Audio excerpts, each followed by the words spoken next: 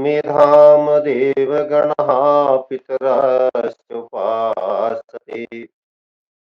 त्वया मेधिया अग्ने मेधाविनम्। अपने धर्मंसा चैनल के सभी श्रोताओं के लिए नमस्कार। आज हम इतिहास की एक महानायिका वीरांगना रानी दुर्गावती के बारे में कुछ चिंतन करेंगे, विचार करेंगे, जिन्होंने अपने पौरुष से, अपने साहस और पराक्रम से, अपनी देशभक्ति से भारतवर्ष के इतिहास में अपना नाम विशिष्ट व्यक्तित्वों में सम्मिलित कराया है। इनका जन्म विंध्येलखंड, जिसको आज हम बिगाड़ करके बुंदेलखंड कहते हैं, विंध्येलखंड इसलिए था कि यह विंध्याचल पर्वत से घिरा हुआ है। इस बुंदेलखंड में 1524 में कालिंजर के राजा कीर्ति सिंह के यहाँ पर दुर्गाष्टमी का दिन हुआ। पिता ने दुर्गाष्टमी को पुत्री का जन्म होने के कारण उसका नाम ही दुर्गा रख दिया, और दुर्गा ने यह सिद्ध किया कि वह वास्तव में दुर्गा ही थी, क्योंकि उसने जब समय आया तो अपने पराक्रम और शौर्य के प्रदर्शन में किसी प्रकार का प्रमाद नहीं किया। उस समय देश पर 1524 में लोधी वंश का शासन था। लोधी वंश का शासक इब्राहिम लोधी शासन कर रहा था। इसके कुछ समय पश्चात 1526 की वह घटना आपको अच्छी प्रकार याद होगी, जब बाबर ने हमारे देश पर आक्रमण किया। उस समय वीरांगना दुर्गावती मात्र 2 वर्ष की। 1528 में जब राम मंदिर टूटा तो उस समय इनकी अवस्था 4 वर्ष की थी। बाबर संसार से गया तो 6 वर्ष की थी। लेकिन ये जो समय था, उस समय देश में बड़े व्यापक स्तर पर देशभक्ति की एक अनूठी लहर चल रही थी। आपको याद होगा, यदि नहीं है तो सुनिए। उस समय स्वामी महेश्वरम जी, रानी जयराज कुंवरी, उनके पति रणविजय सिंह, भीटी रियासत के राजा मेहताब सिंह, और एक नौजवान दीनदयाल पांडे नाम का एक हट्टा कट्टा नौजवान, ये सभी राम मंदिर के लिए अपने बलिदान दे रहे थे या उसके लिए संघर्ष कर रहे थे, जिससे पूरे भारतवर्ष में देशभक्ति का एक बहुत ही अच्छा वातावरण बना हुआ। उस वातावरण को बनाने में इन वीर वीरांगनाओं के साथ लाखों ऐसे अन्य योद्धा, पराक्रमी, साहसी, देशभक्त नौजवान रहे थे, जिन्होंने देश के लिए उस समय विशेष कार्य किया। एक बात मैं माना करता हूं कि युग धर्म का प्रभाव निश्चित रूप से प्रत्येक बच्चे पर पड़ता है, प्रत्येक व्यक्ति पर पड़ता है। जिसको हम जमाने का दौर कह दिया करते हैं, वही युग धर्म होता है। उस युग धर्म का प्रभाव इस बालिका पर पड़ा, और जब यह किशोरावस्था की दहलीज पर आई तो इसको अनेक इस प्रकार के किस्से सुनने को मिले। देश के लिए, राम मंदिर के लिए किन किन लोगों ने कैसे कैसे बलिदान दिए, किस किस प्रकार से समर सजाया गया है, किस किस से प्रकार से देश के पौरुष ने देश की अस्मिता के लिए, देश की पहचान के लिए अपने बलिदान दिए। स्वाभाविक रूप से उन बलिदानों का प्रभाव इस वीरांगना पर भी पड़ा। बालिका ने संकल्प लिया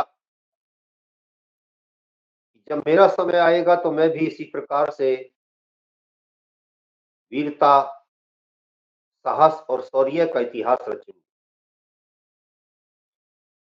इनके पिताजी ने इनकी अवस्था आने पर इनका विवाह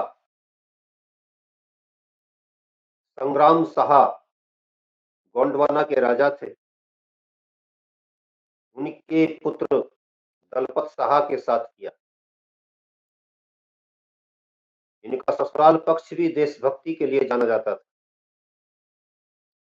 1545 में इनको एक पुत्र रत्न की प्राप्ति हुई, जिसका नाम दादाजी ने अर्थात दलपत साहा राजा ने, उनके दादाजी ने उनका नाम रखा वीर नारायण, संग्राम साहा जो थे। और वीर नारायण जिस समय 5 वर्ष का था, उसी समय उनकी उनके पिताजी की मृत्यु हो जाती है, यानी 1550 में रानी विधवा हो जाती है। 1550 तक देश पर शासन जो कर रहा था वो सूरवंश कर रहा, और सूरवंश के खिलाफ भी उस समय पूरे देश में, विशेष रूप से जो पूर्व ये उत्तर भारत था, इसमें एक ऐसा माहौल था कि उनको उखाड़ना चाहते थे। स्वीकृति प्रदान नहीं की गई थी। जैसे अकबर को स्वीकृति नहीं मिली थी, बाबर को स्वीकृति नहीं मिली थी कि वो इस देश का बादशाह हो जाए, उसी प्रकार उसके बेटे हुमायूं को भी स्वीकृति नहीं दी गई कि तुम यहाँ पर रह करके हिंदुस्तान पर राज करो। और यही स्थिति सूरवंश की थी, यही इब्राहिम लोदी के लोदी वंश की। इस समय जो परिस्थितियां बन रही थी, जो परिवेश उस समय बना हुआ था, वो विद्रोह का था, विदेशियों के विरुद्ध विद्रोह, विदेशी आक्रमणकर्ताओं के विरुद्ध, आक्रांताओं के विरुद्ध आक्रोश, विरोध, विद्रोह। और उसमें रानी निरपेक्ष बनी के रह करके दूर रह जाए, ये संभव नहीं। जब 1555 में 56 में हुमायूं का देहांत हुआ, तो उसके पश्चात अकबर ने गद्दी संभाली। उस समय हेमचंद्र विक्रमादित्य ने हिंदू शक्ति के रूप में नए शासक का विरोध किया और अपने आप को देश का चक्रवर्ती सम्राट घोषित किया। हेमचंद्र विक्रमादित्य बहुत देर तक रह नहीं पाए, युद्ध करते हुए उनका बलिदान हुआ, लेकिन रानी ने उस बलिदान को भी देखा, उसके बारे में भी गंभीरता से। रानी ने इस बात को भी गहराई से समझा था कि देश की नारियां, वीरांगनाएं अपनी अस्मिता की रक्षा के लिए, अपने सम्मान की रक्षा के लिए किस प्रकार बलिदान दे रही, सती हो रही, जौहर रचा रही थी। तो उसके लिए रानी ने मनोवैज्ञानिक रूप से अपने आप को भी तैयार किया कि इन विदेशी जल्लादों के हाथों अपना सम्मान बेचना नहीं है, उसको अपमानित नहीं कराना है, बल्कि समय आने पर अपना बलिदान दे देना। 1564 में रानी के राज्य पर अकबर हमला करता है, और रानी, क्योंकि उस समय उनके ससुर भी नहीं थे, उनके पतिदेव भी नहीं थे, उनका बच्चा अभी छोटा था, नाबालिग था, तो रानी गोंडवाना की स्वयं शासिका बनकर के शासन कर रही। अकबर ने सीधा प्रस्ताव भेजा कि आप हमारी बेगम बनिए और हमको अपना हाथी, जिसको रानी सरमन हाथी कहती थी, सफेद हाथी था वो, सरमन हाथी दीजिए। आधार सिंह उनके एक मंत्री थे। उस मंत्री के लिए अकबर ने कहा कि ये दोनों हमको दीजिए और आप बेगम। एक व्यभिचारी पापाचारी अकबर, जिसकी नेहरू जैसे इतिहासकारों ने बड़ी वंदना की है और उसको हिंदुस्तान का बादशाह मानते हुए ये भी कहा है कि वो हिंदुस्तान में पैदा हुआ था, हिंदुस्तान का हो गया था। इसलिए हिंदुस्तान की उन्नति के लिए उसके पास एक बड़ी विस्तृत योजना। उसके इन पापों पर पर्दा डाल दिया जाता है कि उसके हरम में 5,000 हिंदू महिलाएं नारकीय जीवन जी रही। Abul Fazal, Badayuni, Dowson and Elliot and Dowson, Purushottam Nagesh Oak जैसे अनेक इतिहासकार हैं, लेखक, उनको आप पढ़िए। वो इसके बारे में सारे पोल खोल देते हैं, सारे तथ्यों को प्रस्तुत कर देते हैं। जिसके धर्म में इतनी रानियां, इतनी हिंदू महिलाएं पहले ही नारकीय जीवन जी रही हूँ, उसके यहाँ पर उसके यहाँ से यह प्रस्ताव आता है कि आप हमारी बेगम। 38 राजकुमारियां उस समय तक, अकबर के जमाने तक 38 राजकुमारियां, हिंदू महिलाएं बहन बेटियां तो अलग, इतनी तो राजकुमारियां हड़प कर ली गई, जिनमें से 12 उसके अपने हिस्से में आई। उस राक्षस ने ये प्रस्ताव भेजा, रानी ने स्वीकार कर दिया। अब आप एक बात और देखिए कि रानी जिस बात को अस्वीकार कर रही थी कि मैं तुम्हारी बेगम नहीं बनूंगी, ऐसे प्रस्ताव अंग्रेजों ने कभी किसी रानी लक्ष्मीबाई के पास तो नहीं भेजे। राज्य हड़प करने की नीति अंग्रेजों की, लॉर्ड डलहौजी की राज हड़प नीति कांग्रेसियों के निशाने पर रहती है, खूब उसकी आलोचना करते हैं। लेकिन इन्हीं लोगों ने अकबर की राज हड़प नीति पर चुप्पी साध ली,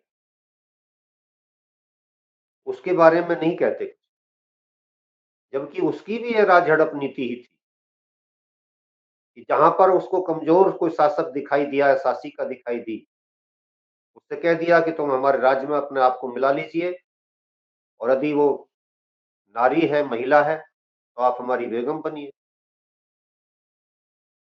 और यदि वहां पुरुष शासन कर रहा है तो उससे कह दिया कि आप अपनी बेटी का डोला हमें दीजिए। हिंदुओं के अपमान, सम्मान के साथ खिलवाड़ करता हुआ अकबर इस प्रकार की रणनीति पर कार्य कर रहा।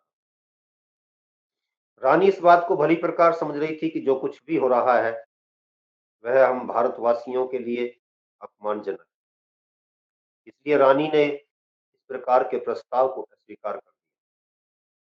उसने हाथी देने से भी इनकार कर दिया और रानी ने अपने मंत्री आधार सिंह को देने से भी स्पष्ट इनकार कर दिया। अब बारी आ गई युद्ध की। अकबर ने तैयारी की और अपने मंत्री, अपने सेनापति आसफ खान को एक विशाल सेना लेकर के रानी को पराजित करने के लिए भेजा। उसकी अनिवार्य शर्त थी कि रानी को गिरफ्तार करके लाना है, क्योंकि वह उसको अपनी बेगम बनाना चाहता। उधर रानी ने भी निर्णय ले लिया था कि करना क्या है, किस समय पर कौन सा निर्णय ले लेना है। रानी के 300 सैनिक और 300 सैनिकों ने अकबर की 3000 की सेना काटी।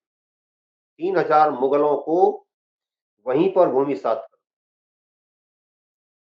आपको बताया जाता है कि महमूद गजनवी आया था, गौरी आया था, फला आया था, बाबर आया था, खच्चरों पे आए थे, गधों पे आए थे, घोड़ों घोड़ों पे आए और उन्होंने इतिहास बदल दिया, भारतवर्ष को गुलाम कर लिया, भारत के पौरुष को, पराक्रम को अपने बाहुबल से कुचल दिया और हम आंख मीच करके उस पर विश्वास कर लेते हैं। हम मान लेते हैं कि ऐसा ही हुआ हो। इसका अभिप्राय समझते हैं आप? जब आप इस बात को मान लेते हैं तब आप कहते हैं, समझ लेते हैं या मान लेते हैं या स्वीकार कर लेते हैं कि आपके पास पौरुष नहीं था, आपके पास पराक्रम नहीं था, आपके पास प्रतिशोध करने की क्षमता नहीं थी। ऐसा था? बिल्कुल नहीं। यदि ऐसा कभी भाव दिमाग में आता है, मन मस्तिष्क में आता है, तो रानी दुर्गावती का चरित्र जाकर के पढ़िए, आपको मनोबल बढ़ाने वाली चीजें मिलेंगी। आपको लगेगा कि हमारे पास पौरुष भी था, हमारे पास वीरांगनाएं भी थी, हमारे पास वीर भी थे और 300 होकर के बड़ी सेना के का सामना करने की क्षमता रखते थे। मात्र 300, एक एक ने 10-10 को काटा। आपने 1962 के युद्ध के बारे में सुना होगा, वो जो गीत बड़ा फेमस रहा था, एक एक ने 10-10 को मारा, ऐसा कुछ वो गीत है। तो यहाँ पर तो बिल्कुल सीधा साधा उदाहरण मिलता है, आपने एक एक ने 10-10 को मारा और आसफ खान को पराजित होकर के लौटना पड़ा। जो रानी को गिरफ्तार करने के लिए आया था, उसे अपनी गिरफ्तारी के लाले पड़ गए, बचने के लाले पड़ गए, भागने की मनस्थिति बन गई उसकी, भाग लिया। दूसरी बार फिर सेना लेकर के आता, 23-24 जून 1664, 24 जून का दिन, रानी पराक्रम के साथ लड़ रही थी, पूरी वीरता के साथ लड़ रही, लेकिन रानी की बाहों में आकर के एक तीर लगता है, गहराई से बैठ जाता है। जब तक रानी उसको निकालने में समय लगाती है, जितना भी पलक झपकते जितनी जल्दी भी निकला, इतनी जल्दी एक तीर और आकर के उनकी आंख में लग जाता है। रानी उसको निकालती है, लेकिन उसकी चोंच रानी की आंख में घुसी रह जाती है। असीम पीड़ा, असीम वेदना को झेलते हुए रानी से उबर भी नहीं पाई थी, इसलिए इतनी ही देर में उनकी गर्दन में आकर के एक तीर लगता है। तनिक कल्पना कीजिए कि युद्ध के क्षेत्र में कितना भारी रोमांच उस समय पैदा हो गया होगा, रोमांचकारी युद्ध। और उसके बीच भी रानी अपने पराक्रम से नहीं टहल रही, उसने मन बना लिया था कि आज बलिदान देना है और अनेक राक्षसों का अंत भी करना है। तब रानी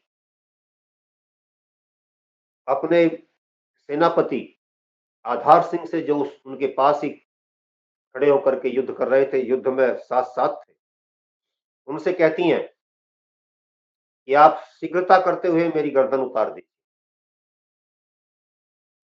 लेकिन आधार सिंह संकोच करते हैं, कहते हैं कि महारानी, मेरे हाथों से ऐसा नहीं होता। रानी समझ जाती है कि ये ऐसा नहीं करेंगे। तब रानी अपने आप ही अपनी कटार से अपना बलिदान दे देती है। रानी ने ऐसा क्यों किया? रानी ने ऐसा इसलिए किया कि उस नीच पातकी अकबर की बेगम उसे बनना स्वीकार नहीं, जो मात्र उस समय 22 वर्ष का था, और 22 वर्ष का होकर के एक 40 वर्ष की प्रौढ़ महिला, जो उसकी मां के समान, उससे विवाह करना चाहता। ये नीचता के विचार उनके यहाँ पर हो सकते थे, लेकिन हमारे यहाँ पर नहीं। आपसे अक्सर एक बात कह दी जाती है और हम हिंदू उसको बड़े आराम से स्वीकार कर लेते हैं कि देखिए कि इतिहास को तोड़ने मरोड़ने का कैसा कैसा षड्यंत्र है। आपसे कहा जाता है कि जर जोरू जमीन पर तो दुनिया लड़ती आई, और इतना कहकर के जब आप सुनते हैं तो आप मान लेते हैं कि हाँ, ये तो बात सही है। इसी हिलों में बहते हुए एक घटना पर एक बड़े नेता ने कह दिया था, लड़के हैं गलतियां कर देते हैं। उस समय भी बहुत उन्होंने ताली बजाई थी, नेताजी ने बहुत अच्छी बात कह दी। लेकिन जिस संस्कृति में लड़के लड़के नहीं होते, बल्कि वो ब्रह्मचारी होते हैं और ब्रह्म को चरने वाले होते हैं, ब्रह्म में विचरण करने वाले होते हैं, ब्रह्म जैसी उनके आचार विचार होते हैं, उसमें लड़के गलतियां नहीं करते, लड़के परिपक्व होते हैं। उनके भीतर वीरता होती है, सात्विक वीरता होती है। उनकी बाजुएं इस बात के लिए फड़कती हैं कि यदि कोई दुष्ट अत्याचारी कहीं पर अत्याचार कर रहा है तो उसका मान मर्दन हम करेंगे। इतने संतुलित विचार उनके होंगे, ये आप तनिक कल्पना कीजिए। ये लड़के इस तरीके के होते हैं, ये विचार विदेशी है हमारे लिए। इस विचार की कलम चढ़ाई गई है हमारे ऊपर और इस कलम को हमें उतारना है, अपनी वैदिक संस्कृति के गीतों को ला करके युवाओं के हृदय में बसाना है।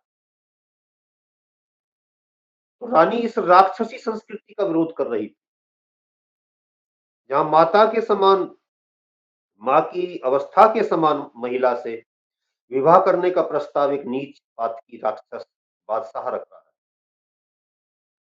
इसके लिए प्राचीन काल से आप संघर्ष करते आए थे, नारी के सम्मान के लिए आपने युद्ध लड़े। यत्र नार्यमस्तु पूज्यन्ते रमन्ते तत्र देवता, केवल आप ही तो कहते हैं दुनिया में, और आप ही इस बात के लिए संघर्ष करते हैं कि कहीं पर भी किसी नारी का अपमान ना हो। तो इसके बाद इस विचार के साथ, इस नैरेटिव के साथ आपका समन्वय कैसे हो सकता है कि जरजोरू जमीन पर दुनिया लड़ती आई है? यदि आप इसके साथ समन्वय कर रहे हैं तो आप अपने सांस्कृतिक राष्ट्रवाद के एक बहुत बड़े मूल्य का अवमूल्यन कर रहे हैं, उसको उसका विस्मरण कर रहे हैं, उसको मिटा रहे हैं। दूसरा, इसी प्रसंग में मैं आपको ये भी बताना चाहता हूँ कि कभी भी अपनी बहनों को, माताओं को औरत मत कहिए। ये औरत बड़ा गिरा हुआ शब्द है, जो जिसको ये मुगल हमारी बहन बेटियों को ले जाकर के रखेल के रूप में रखते थे, उन माताओं के लिए, उन बहनों के लिए ये इस शब्द का प्रयोग करते थे। इसलिए इस पर विचार कीजिए, सोचिए, मानिए कि हमें इस प्रकार का शब्द कभी अपनी बहनों के लिए, बेटियों के लिए नहीं करना। दूसरी बात, रानी के समय में ही अकबर के युद्ध से पहले, उस समय बाज बहादुर नाम का एक शासक, जो गुजरात का शासक था, वह भी गोंडवाना पर आक्रमण करता है। उसने भी देखा कि रानी अब अकेली है, रानी अबला है, और तू जाकर के अब इसके राज्य को कब्जे में ले ले, राज्य भी मिलेगा, महिलाएं भी मिलेंगी, लूट का माल कहते थे उसको। उस राक्षस ने भी इस बात से प्रेरित होकर के युद्ध किया रानी के साथ। रानी के पास उस समय बड़ी सेना थी और रानी ने जो उसको मार लगाई, उसकी 20,000 की सेना, 20,000 की सेना लेकर के रानी निकली, जिससे उस समय बाज बहादुर को पता चल गया था कि तुझे अपनी बहादुरी से बाज रहना चाहिए। भागा था रानी के सामने, पराजित होकर के भागा। लेकिन इससे एक बात स्पष्ट होती है कि जब रानी के पास इतनी बड़ी सेना थी तो मुगलों के जमाने में जाकर के थोड़े से समय पश्चात ही उनके पास मात्र 300 सैनिक रह गए। तो इसका अभिप्राय है कि बाज बहादुर से जब संघर्ष हुआ था तो उसमें बड़ी सेना उनकी काम आई होगी। इसके अलावा उनके आर्थिक संसाधन भी कम पड़े होंगे, जिसके चलते उनके पास सेना की कमी होगी। यदि उस समय उस वीरांगना नारी को देश के अन्य हिंदू शासकों का समर्थन प्राप्त हुआ होता, उनकी सैनिक सहायता प्राप्त हो गई होती, तो बहुत संभव था कि रानी उस समय एक नया इतिहास लिख देती और जो काम आगे चल कर के महाराणा प्रताप जैसे अन्य वीरों को करना पड़ा, उस काम में सफलता इस रानी को मिल सकती। लेकिन रानी ने दोनों बारों में ये दिखा दिया कि भारत का पौरुष क्या है, भारत का पराक्रम क्या है, भारत का शौर्य क्या है। उस रानी ने भारत के पराक्रम का नेतृत्व करते, हिंदुत्व का नेतृत्व करते हुए, हिंदू शक्ति का नेतृत्व करते हुए अपने आप को माँ भारती की सच्ची पुत्री के रूप में स्थापित किया, एक वीरांगना के रूप में स्थापित किया, और अपना बलिदान देने से पहले यह स्पष्ट कर दिया कि जब बात बलिदानों की हो, जब मातृभूमि के प्रति समर्पण की बात हो, उसके लिए सर्वस्व न्यौछावर कर देने की बात हो, तो उसमें बहनें भी किसी प्रकार का संकोच नहीं करती हैं, वीरांगनाएं भी किसी प्रकार का संकोच नहीं करती। रानी का ये पराक्रम, रानी का यह बलिदान आज के समय में बहुत प्रासंगिक है, क्योंकि जो परिस्थितियां उस समय बनाई जा रही थी और डोले लेने की परंपरा डाली जा रही थी, या हमारे बहन बेटियों के शील को भंग करने का प्रयास किया जा रहा था, वही देश के अनेक हिस्सों में आज भी होता हुआ, घटित होता हुआ दिखाई देता है। वो सोच नहीं बदली है, ना ही वो कृत्यों में किसी प्रकार का परिवर्तन आया है। वो मानसिकता भी वही है, सोच भी वही है, कार्यशैली भी वही है। इसलिए रानी से शिक्षा लेकर के आज की वीरांगनाओं को बहुत कुछ करने की आवश्यकता है, बहुत कुछ करने की आवश्यकता है। रानी ने अपने पराक्रम से, अपनी वीरता से अकबर को पाठ पढ़ाया और उसे बता दिया, यदि उसने किसी प्रकार से भी किसी हिंदू नारी का अपमान करने का प्रयास किया तो उसका परिणाम क्या हो। मैं एक बात और कह करके वाणी को विराम देने की तरफ बढ़ रहा हूँ। रानी ने अपना बलिदान दिया, अपनी अनेक सहेलियों के साथ दिया। इसमें अकबर की पराजय हुई या जीत हुई, यदि आप गंभीरता से विचार करेंगे, चिंतन करेंगे, तो इसमें अकबर की पराजय हुई। और क्यों हुई? क्योंकि उसका लक्ष्य था, उसने अपने सेनापति को यह आदेश दिया था कि रानी को गिरफ्तार करके लाना है। तो वो भूमि को जीतकर अपने राज्य के विस्तार से अधिक इस बात में रुचि ले रहा था कि जैसे भी हो रानी प्राप्त। जब बड़ा उद्देश्य उसके हाथ नहीं लगा कि रानी प्राप्त हो जाए, तो इसे उसकी पराजय कहे। आपने किस उद्देश्य से प्रेरित होकर के युद्ध किया, आक्रमण किया, ये देखा जाता है जय पराजय का निर्णय करने में। और यदि आप अपने उस अभिष्ट उद्देश्य में सफल नहीं हुए हैं, तो माना जाएगा कि आप अपने अभिष्ट उद्देश्य से पीछे रह जाने के कारण पराजित हुए। तो अकबर पराजित हुआ, मनोवैज्ञानिक रूप से इस घटना ने उसको तोड़ा, और उसने अंदर ही अंदर महसूस किया कि भारत की वीरांगनाएं कैसी होती। जब देश, धर्म और संस्कृति की रक्षा की बात आती है, तो ये वीरांगनाएं किस प्रकार की बलिदानी भावना से प्रेरित होकर के युद्ध के मैदान में उतरती।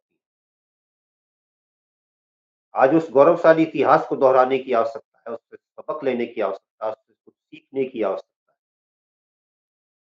इसी दृष्टिकोण से अपनी पुस्तक, जिसकी अनेक ऐसी वीरांगनाओं, ऐसे वीरों, ऐसे शौर्य पुत्रों का उल्लेख हमने उसमें किया है, भारत के शौर्य की गौरव गाथा, उसी पुस्तक में जिसको हमने नाम दिया है मुगल काल के भूले बिसरे हिंदू योद्धा, उन्हीं में से एक रानी है,